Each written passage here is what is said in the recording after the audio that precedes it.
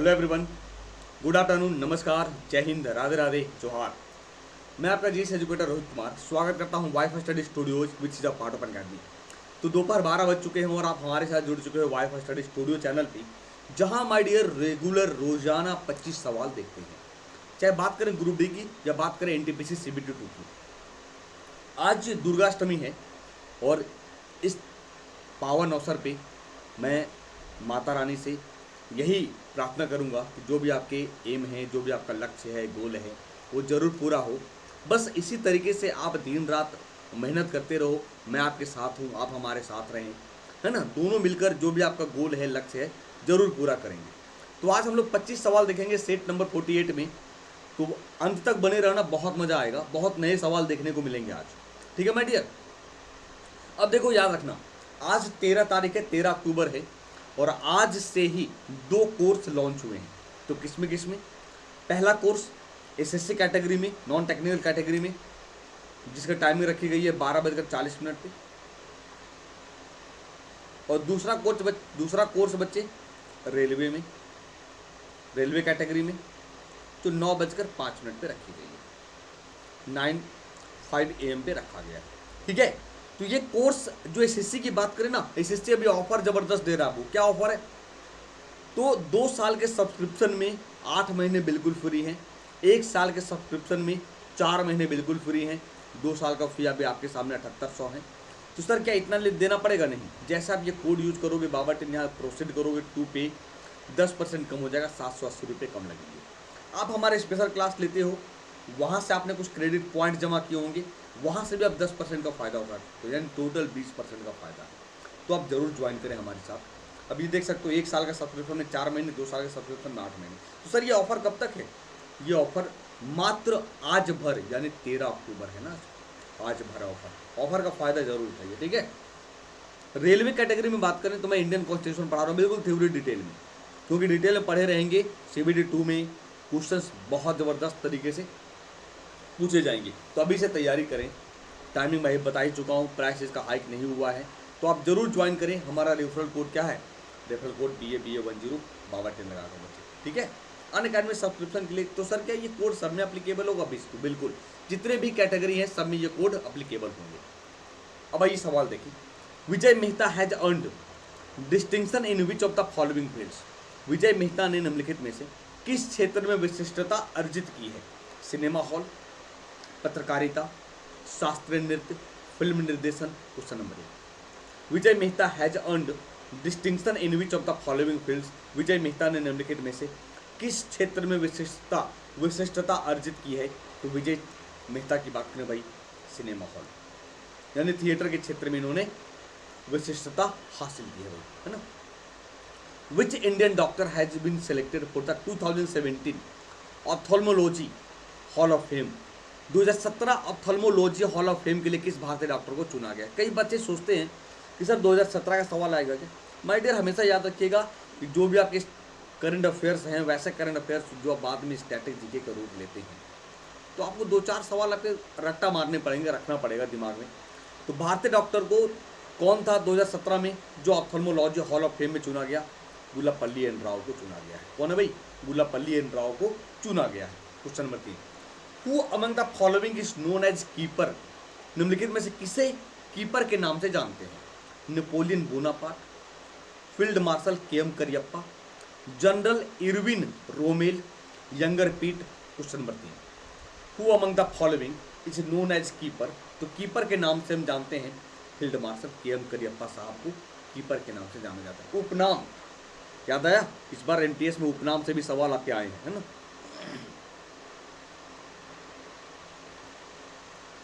निम्नलिखित भारतीय प्रधानमंत्रियों में से किसे पाकिस्तान में सर्वोच्च नागरिक पुरस्कार निशान पाकिस्तान मिला है? Morarji Desai, Atal Bihari Vajpayee, Rajiv Gandhi, Indira Gandhi. Question number 4, who among the following Indian prime ministers received Nishan Pakistan the highest civilian award in Pakistan? तो निम्नलिखित प्रधानमंत्रियों में से पाकिस्तान में सर्वोच्च नागरिक पुरस्कार मोरारजी देसाई और इन्हें भारत रत्न भी मिला है। भारत रत्न तो पहले इनको मिलता है निशान पाकिस्तान और फिर इनको मिलता है भारत रत्न। और राजीव गांधी को भी भारत रत्न है मरणोपरांत। इंदिरा गांधी को भी सबसे पहली महिला 1971, और अटल बिहारी वाजपेयी को भी 2015 में मदन मोहन मालवीय के साथ में। ठीक है। Raja Ravi Varma was an eminent figure in which of the following fields. Raja Ravi Varma निम्नलिखित में से किस क्षेत्र में एक प्रख्यात व्यक्ति थे? डांस, पॉलिटिक्स, हिस्ट्री, पेंटिंग, क्या होगा भाई? राजा रवि वर्मा ये केरल राज्य से है इनका संबंध, ये केरल से थे। और पेंटिंग याद होगा, दमयंती का चित्र, दमयंती का चित्र ये राजा रवि वर्मा की कृति थी, याद रखिएगा। राष्ट्रीय विद्युत प्रशिक्षण संस्थान का मुख्यालय कहाँ स्थित है? The headquarters of the national power training institute is located in Pune, Bhopal, Faridabad, Lucknow. राष्ट्रीय विद्युत प्रशिक्षण संस्थान का मुख्यालय कहाँ स्थित है? राष्ट्रीय विद्युत प्रशिक्षण संस्थान का मुख्यालय की बात करें तो फरीदाबाद। ये कहाँ है? हरियाणा। और याद होगा फरीदाबाद में ही आपको क्राफ्ट मेला देखने को मिलता है, सूरजकुंड मेला, सूरजकुंड मेला, जो क्या है? एक क्राफ्ट यानी हस्तशिल्प का मेला है, हस्तशिल्प का मेला। ठीक है। नेक्स्ट, डॉक्टर बाबा साहब अम्बेडकर मराठावाड़ा विश्वविद्यालय निम्नलिखित में से किस स्थान पर है? The doctor Baba Saheb Ambedkar Marathwada university is eight which of the following places? Aurangabad, Nanded, Parbhani, Nagpur. Question number 7। तो भाई डॉक्टर बाबा साहब अम्बेडकर मराठावाड़ा यूनिवर्सिटी की बात करें औरंगाबाद में। हाँ, डॉक्टर बाबा साहब अम्बेडकर एयरपोर्ट की बात करोगे तो नागपुर में है, लेकिन वो एयरपोर्ट है, यहाँ विश्वविद्यालय पूछा इसलिए गड़बड़ कर बैठे आप, है ना? तो औरंगाबाद बच्चे याद रखिएगा। भारतीय विज्ञान संस्थान the Indian institute of science is located at. भारतीय विज्ञान संस्थान कहाँ है? केरल, मद्रास, बेंगलोर, नई Delhi. Question number 8। The Indian institute of science is located at. भारतीय विज्ञान संस्थान कहाँ है? बेंगलोर में। और बेंगलोर में सिल्क सिटी भी है, बेंगलोर इलेक्ट्रॉनिक सिटी भी है ना?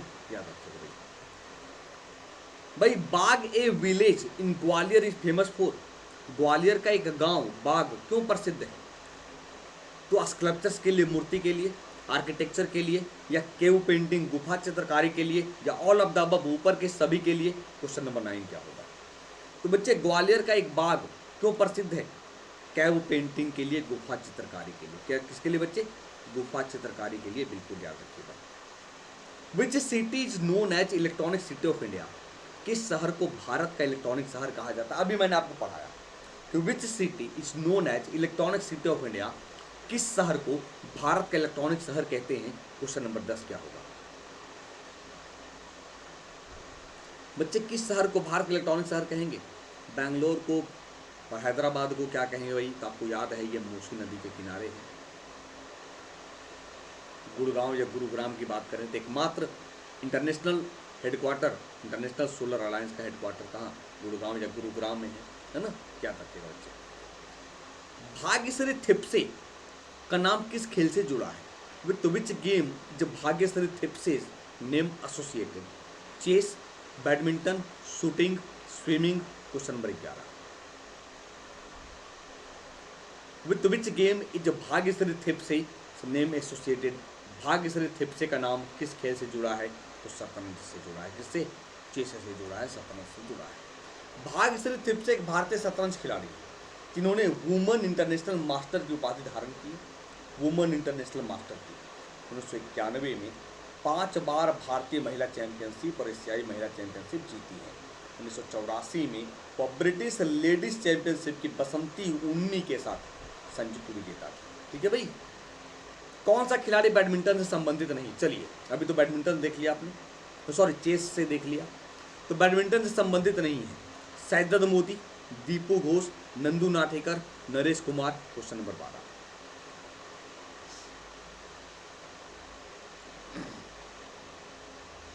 तो कौन सा खिलाड़ी बैडमिंटन से संबंधित नहीं है? नरेश कुमार जी बैडमिंटन से संबंधित नहीं, जबकि सैयद मोदी, नंदू नाटेकर, दीपू घोष ये बैडमिंटन से हैं।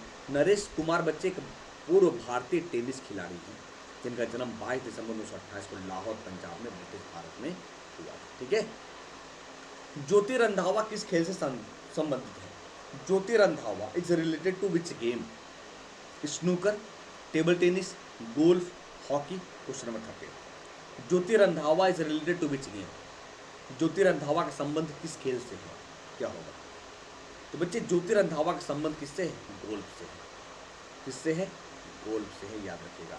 ज्योति रंधावा का संबंध गोल्फ से है। ठीक है, नेक्स्ट की बात करें। ज्योतिंदर सिंह रंधावा एक भारतीय पेशेवर गोल्फर हैं जिन्होंने 1998 से लेकर 2009 के बीच 8 बार जीत दर्ज की हैं और रैंकिंग, गोल्फ रैंकिंग में टॉप 100 में अपना स्थान बनाया है। ठीक है, कौन से ट्रॉफी बच्चे भारत में क्रिकेट से संबंधित नहीं है? Syed Mushtaq Ali trophy, Deodhar trophy, Santosh trophy, Dilip trophy. क्या होगा? Which of the following trophy is not related to cricket in India? कौन सी ट्रॉफी भारत में क्रिकेट से संबंधित नहीं है? तो क्या होगा? संतोष ट्रॉफी। तो ये किससे है? ये फुटबॉल से है। ये फुटबॉल से, ठीक है, संतोष ट्रॉफी फुटबॉल से, जबकि Syed Mushtaq Ali trophy, Deodhar trophy, Delhi trophy, Ranji trophy,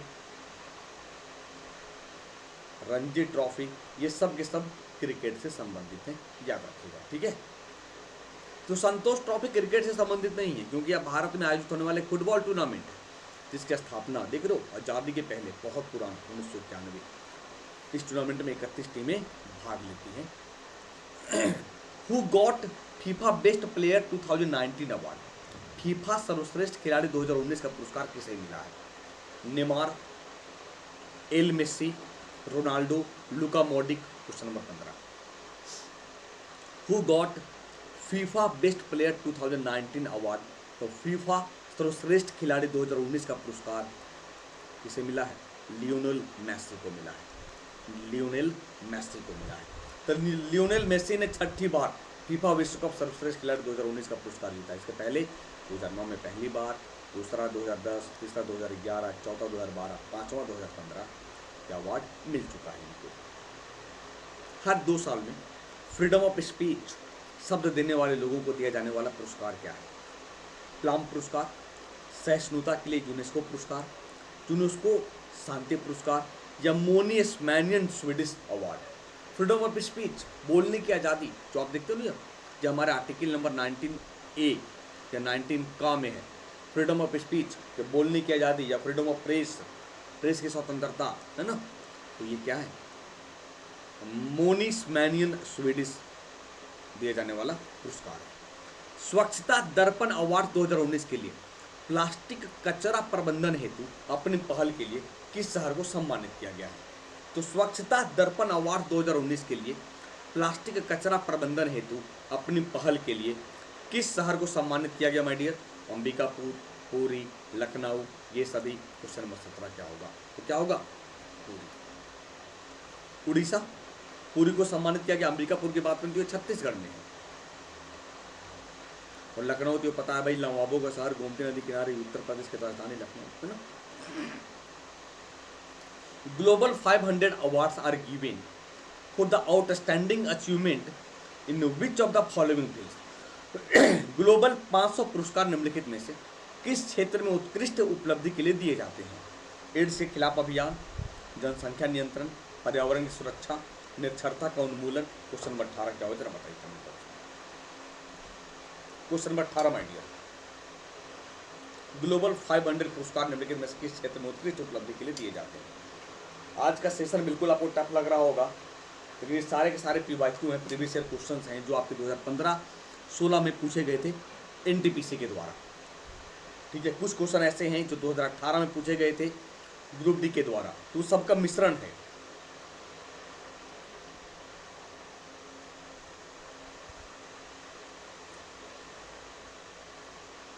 तो बच्चे ग्लोबल 500 पुरस्कार पर्यावरण की सुरक्षा के लिए दिए जाते हैं। किसके लिए? प्रोटेक्शन ऑफ इन्वायरमेंट, है ना। ब्रिटेन का सबसे बड़ा साहित्यिक पुरस्कार कौन सा है? Which is the biggest literary award of Britain? David Cohen पुरस्कार, कालिन पुरस्कार, ओवेन ग्लोबल पुरस्कार, गोल्डन बियर पुरस्कार। क्वेश्चन नंबर 9 क्या होगा? तो सबसे बड़ा जो ब्रिटेन का साहित्यिक अवार्ड की बात करें, पुरस्कार की बात करें, डेविड कोहेन पुरस्कार। क्या है भाई? डेविड कोहेन पुरस्कार, याद रहेगा। डेविड कोहेन पुरस्कार। ठीक है, डेविड कोहेन पुरस्कार ब्रिटेन का सबसे बड़ा साहित्यिक पुरस्कार है।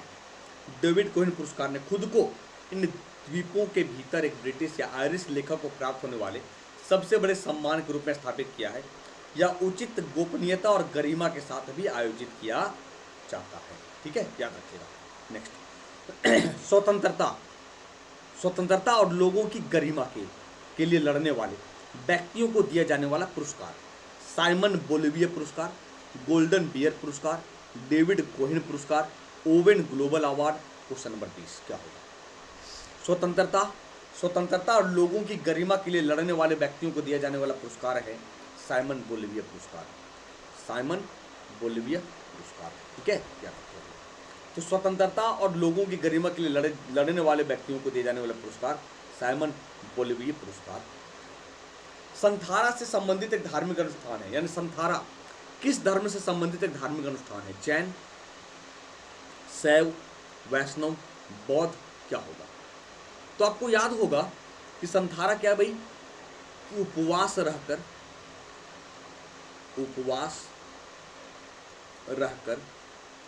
शरीर त्याग देना, यानी जान दे देना, शरीर त्याग देना। तो संथारा और संलेखना भी इसी का है, संलेखना। ठीक है, याद रखिएगा। तो संथारा, संलेखना ये क्या है? जैन धर्म से संबंधित है। संथारा श्वेतांबर का है, और जो मैंने कहा संलेखना ये दिगंबर का है। ये क्या है बच्चे? दिगंबर का। ठीक है, तो संथारा श्वेतांबर जैन का धार्मिक अनुष्ठान है। संथारा जीवन को समाप्त करने और मोक्ष प्राप्त करने के लिए भोजन और पानी के सेवन को धीरे धीरे कम करने की प्रथा है। ऐसा नहीं कि एकाएक, धीरे धीरे कम करने की प्रथा है, संदर्भित करता है। ठीक है, याद रखिएगा।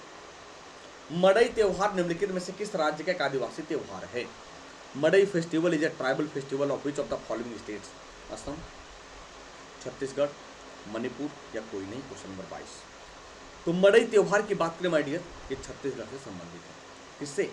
छत्तीसगढ़ से, है ना। मड़ई त्योहार छत्तीसगढ़ के लोकप्रिय त्योहारों में से एक है। त्योहार राज्य की समृद्ध संस्कृति और परंपरा को दर्शाता है। कौन मनाता है? तो गोंड जनजाति। याद होगा, गोंड जनजाति सबसे ज़्यादा कहाँ पाई जाएंगे? मध्य प्रदेश में। लेकिन भारत की सबसे बड़ी जनजाति कौन है? भील है। सबसे ज़्यादा जनजाति भारत में कहाँ? मध्य प्रदेश में। लेकिन कौन? गोंड। और भारत में भील, ये याद रखिएगा। भील 2011 के अनुसार, और गोंड की बात करें तो 2001 के अनुसार भारत में सबसे बड़ी जनजाति मानी जाती है। ठीक है। In which month Vishu is celebrated in Kerala? Kerala में विशु त्योहार किस माह में मनाया जाता है? जनवरी, फरवरी, मई, अप्रैल? क्वेश्चन नंबर 23 क्या होगा? केरल में विशु त्योहार की बात करें, अप्रैल महीने में मनाए जाते हैं। कब मनाते हैं बच्चे? केरल में विशु त्योहार अप्रैल महीने में मनाए जाते हैं। ठीक है। विशु एक भारतीय त्योहार है जो मूल रूप से भारतीय राज्य केरल में मनाया जाता है। यह त्योहार महीने के पहले दिन के रूप में चंद्र सौर के सोलर जो सौर चक्र है ना, सोलर साइकिल जो एक बार पूरा करता है, जिसे मेदम कहते हैं, तब मनाते हैं केरल में। ठीक है। यह हमेशा ग्रेगोरियन कैलेंडर में अप्रैल के बीच में लगभग 14 अप्रैल को मनाते हैं। कब मनाते हैं बच्चे? डेट पूछेगा तो 14 अप्रैल को मनाते हैं। निम्नलिखित में से किसने बांग्लादेश का राष्ट्रगान अमार सोनार बांग्ला लिखा था? बंकिम चंद्र चटर्जी, रविन्द्रनाथ टैगोर, अनिसुर रहमान या both A and B? Question number 24। Who among the following had written Bangladesh national anthem Amar Sonar Bangla? तो किसने लिखा? रविन्द्रनाथ टैगोर ने। रविन्द्रनाथ टैगोर ने भारत का जो नेशनल एंथम जन गण मन जो सबसे पहले 1911 में कलकत्ता अधिवेशन में जब पंडित बिशन नारायण धर अध्यक्षता किए थे, तब रविन्द्रनाथ टैगोर ने लिखा। यानी श्रीलंका का भी है, बांग्लादेश का भी और भारत का भी, ये याद रखिएगा, रविन्द्रनाथ टैगोर। तो पहले एशियन है, 1913 में साहित्य का नोबेल पुरस्कार मिला है। किस पुस्तक के लिए? तो गीतांजलि के लिए। किसके लिए? गीतांजलि पुस्तक के लिए। तो रविन्द्रनाथ टैगोर भारतीय राष्ट्रगान के अलावा रविन्द्रनाथ टैगोर ने बांग्लादेश का राष्ट्रगान अमार सोनार बांग्ला भी लिखा है। किसे हिंदुस्तानी शास्त्रीय संगीत के ख्याल और तराना शैलियों का प्रवर्तक माना जाता है? अमीर खुसरो, मोहम्मद शाह रंगीले, तानसेन या ऑल दीज? ये सभी क्वेश्चन नंबर 25 बच्चे। हिंदुस्तानी शास्त्रीय संगीत के ख्याल और तराना शैलियों का प्रवर्तक अमीर खुसरो, जिसे भारत का तोता कहते हैं। जिनका संबंध एटा डिस्ट्रिक्ट से है, यूपी, जहाँ पर यूपी का सबसे छोटा बर्ड सेंचुरी पटना पश्चिम बिहार, और अमीर खुसरो ने तबला और सितार का इन्वेंशन किया इन्होंने, और खड़ी खड़ी बोली के आविष्कारक भी माने जाते हैं। ठीक है, अमीर खुसरो किसके दरबार में रहते थे? तो अलाउद्दीन खिलजी के दरबार में, याद रखिएगा। लेकिन ये उनका उभरना शुरू होता है, ये बलबन के समय में उभरते हैं, लेकिन दरबार में अलाउद्दीन खिलजी के दरबार में रहते हैं, ये याद रखिएगा। ठीक है भाई, अमीर खुसरो। तो ये था आज का सेशन, 25 सवाल। उम्मीद करेंगे कि बिल्कुल कुछ नए सवाल थे, कुछ PYQ थे, वैसे PYQ जो NTPC CBT 2015-16 में या 2018 में पूछा गया ग्रुप डी में, जो बिल्कुल आपको फ़ायदा आएगा, है ना। बच्चे याद रखिएगा, आज से ये बैच शुरू हुआ, 20 क्लास के बाद 12:40 में बैच, नया बैच है बिल्कुल, आप ज्वाइन कर सकते हैं SSC कैटेगरी में। अभी आप ज्वाइन करते हो और आज 13 अक्टूबर को ये फ़ायदा है, 1 साल के सब्सक्रिप्शन में 4 महीने फ्री मिलेंगे, 2 साल के सब्सक्रिप्शन में 8 महीने एडिशनल है। ये बहुत फ़ायदा है यार, ये समझ में आएगा जब आप तैयारी करोगे आगे तब, है ना। फिर देख सकते हो 2 साल का फ्री 7800, 1 साल का 6500, जैसे आप बाबर कोड 10 कोड यूज करते हो 10% का आपको रिबेट मिल जाता है माय डियर। ठीक है, लेकिन सर आप रेलवे वाले की बात करें तो हाँ, रेलवे का भी बैच शुरू हुआ ना, 9:05 पे सुबह 9:05 पे। तो क्या इंडियन कॉन्स्टिट्यूशन बिल्कुल थ्योरी डिटेल में पढ़ेंगे। ठीक है भाई, और रेलवे प्राइस अभी तक हाइक नहीं हुआ है, तो इसका फायदा जरूर उठाइए। और याद रखिएगा, इस बार 17 अक्टूबर को दोपहर 12 बजे मेगा कॉम्बेट है अनअकैडमी का। इनरोल करने के लिए आपको एक कोड मांगेगा, तो यहाँ पर कोड आप डाल देना, BA10 बाबा 10, है ना, यूज कोड, देख रहे हो। Top 3000 rankers have a chance to win a scholarship. तो जरूर ज्वाइन करिएगा, 40 क्वेश्चन पूछे जाएंगे 50 मिनट में। ठीक है भाई, अगर सेशन अच्छा लगा हो तो लाइक करके जाना। मिलेंगे इसी समय दोपहर 12 बजे, तब तक के लिए अपना ख्याल रखिए। शुक्रिया, जय हिंद।